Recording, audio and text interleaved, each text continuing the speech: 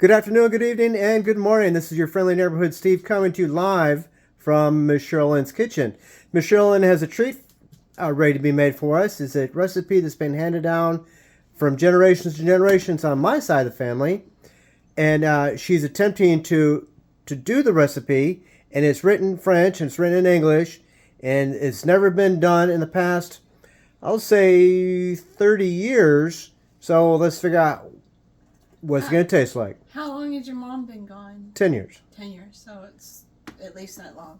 But I don't remember eating it before, during 10 years. Your grandmother. Last time I had one of those was in 77. Wow, so it's been a long time since you've tasted them even. That's good. I'm glad you found the recipe. Hello. Thank you. My brother David has graced us with the recipe. Yes. Evidently this is Mimi's monti-cows. It's a French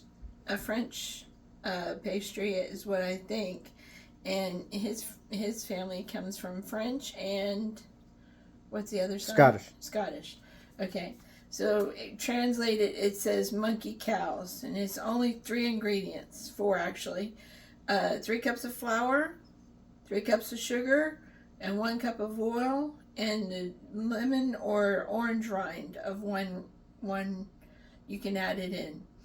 Anyways, it says here that you can use a splash of vanilla also. You put all these things together and you make little balls. God knows I can do that. After baked, sprinkle with cinnamon, but I'm not going to use cinnamon, I'm going to use powdered sugar.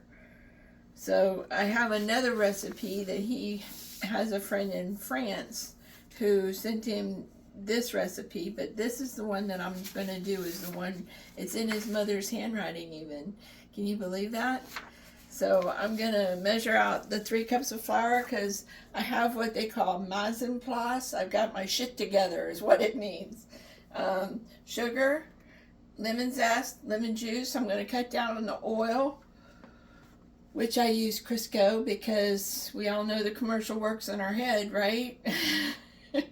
My grandmother used it, your grandmother used it, everybody's grandmother used it. It's Crisco, vegetable oil. That's what I use. Say oil again. Crisco vegetable oil. What, did I say it wrong? I say it different than you do. I say a lot of things different than you do. Maybe that's just me. And to measure out flour, I found the right way and the wrong way of doing it. Oops, knocked down everything. You take a spoon and you put it in the flour. You don't just like scoop it up with the 1 cup. You just put it a little bit at a time on top of the spoon, and then you put it on top of the cup, and then you get the air out, and then you scrape it off. Now, I was 14 and I started working in a bakery, and then I got my license in it and everything, but I was 14 when I started there, and they beat it into me. You have to do it this way or else it won't turn out right. So when I bake, I do it this way. That's one. Anyways, so what do you remember of your grandmother? She was very fluent in Spanglish. And she would often talk to us in 3 different languages, English, Spanish, and French, all at the same time. And it was kind of confusing, but it was fun to listen to her. And your mother? Fluent in French and English. Fluent in French and English. Wow, French is such a beautiful language. Yes, it is. There's 2. And your mother died of?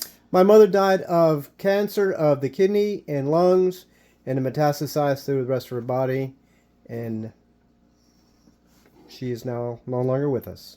Well, she's baking upstairs. I know there's a couple of people up there cooking, being from Texas. Okay, and that's the 3rd cup. Now I'm going to mix it all together, and I'm going to bake them, and we'll see what the end result is. So you come back and see me. You know where you left me, right? Right here where you left me. Talk to you later. Bye-bye.